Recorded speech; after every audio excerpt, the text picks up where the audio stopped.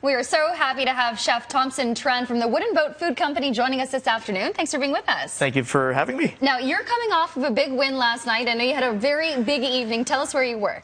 We were downtown at the Western Bay Shore. It was the BC Food Processors Association Gala Night. It's like food Oscars. Food Oscars. Yeah. So we have an amazing three-course meal. A lot of products that are actually processed here, right in British Columbia, were featured there. So there were about 6 to, I think, about 8 awards.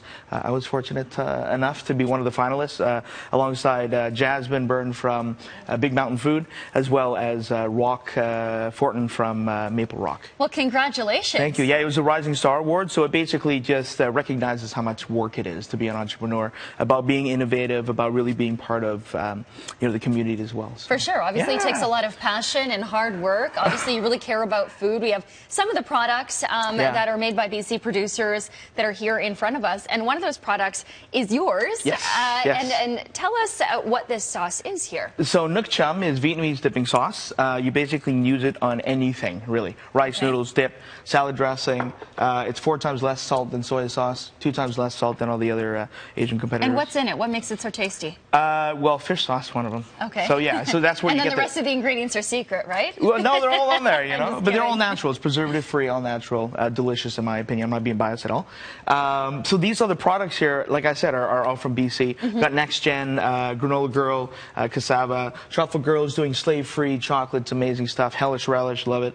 And Koji and biota fermentation we're actually using in this dish. Fantastic. Okay, so we are making a fried rice dish today. Yeah. And so what's the most important thing to consider when you're making fried rice? Just like anything else for chefs, it's always the tools. So do you have a wok? Are you using Teflon? Which is a big no-no, by the way. You said the cheaper the wok, the better. Yeah, because the more you use it, the better of just like a cast iron pan. Yeah, it gets seasoned, right? It gets seasoned. It becomes a little bit more pliable. You can put things in there and it doesn't stick. And so I started off with the right tools.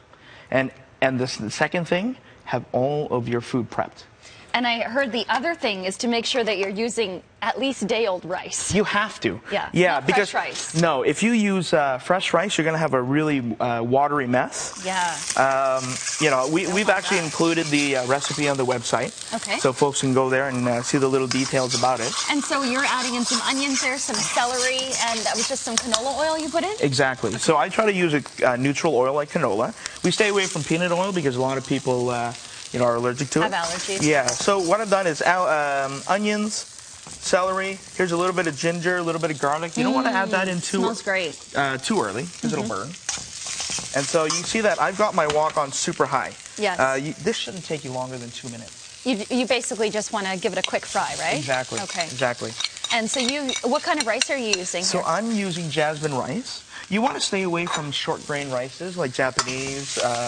Just they're a little bit mushier. They're stickier. They have a little more starch. Long grain rice, jasmine, Thai fragrant Thai rice. Now I'm a big fan of brown rice. Any problems with doing that? Full disclosure, I don't like brown rice, but I love short grain brown rice. It's healthier, right? It is. I just like the taste better. And you can absolutely use long grain brown rice, no problem. That's not going to be an issue at all.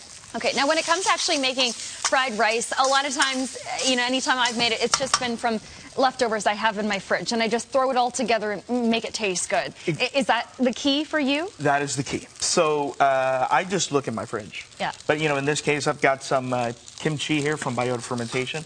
My good friend Rob Clark from Fish Counter lovingly gave us some wild-caught pink salmon off the coast of British Columbia.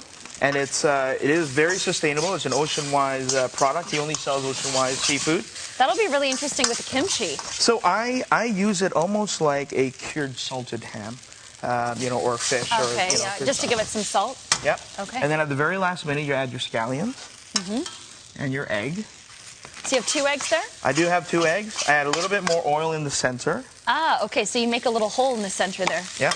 A little nest for the egg? Yeah. I'm only going to actually add 1. Okay. You can play as you go, right? Yeah. So you leave it, you let it kind of do its thing a little bit. You don't want it to brown. So you can see I can stir it up a little bit. So do you want to make sure it's cooked before you mix it into the rest of the rice? Yeah. And even if you mix it in now, it'll cook it anyway. Okay. Because the heat coming off of it. But that was a pinch of salt, a pinch of Was sugar. that okay, I was like... And I finish it off with koji salt, which is a fermented Japanese rice product made locally. Oh, okay.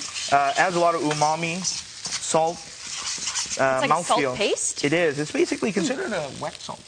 Interesting. Yeah. Never tried that before. And now this is not a place where you add soy sauce. No. Don't add soy sauce. Because you have your sauce. Yes. So if you could do me the favor, yes. I do have one that's open. Yeah, this one is open. You can go ahead and pour that in.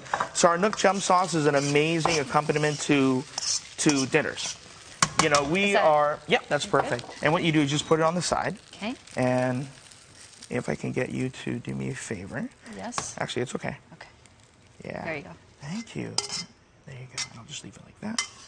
Looks great. And, you know, you finish it up with some cilantro, some green onions. Okay. And you can add a little bit more of the candied pink salmon, if you like. All right. And so if we want to use Nook Chum in our own dishes, where can we pick it up?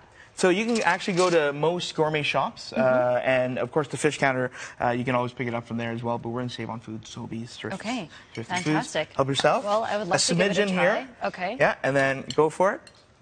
I have it all the time, so I'm not going to, you know. Very hot. And our producer Olivia says she lives by it. She loves this stuff, so. I live by it too. This is Hillside Wineries 2017 from the Narrow Matter Bench, 100% family owned.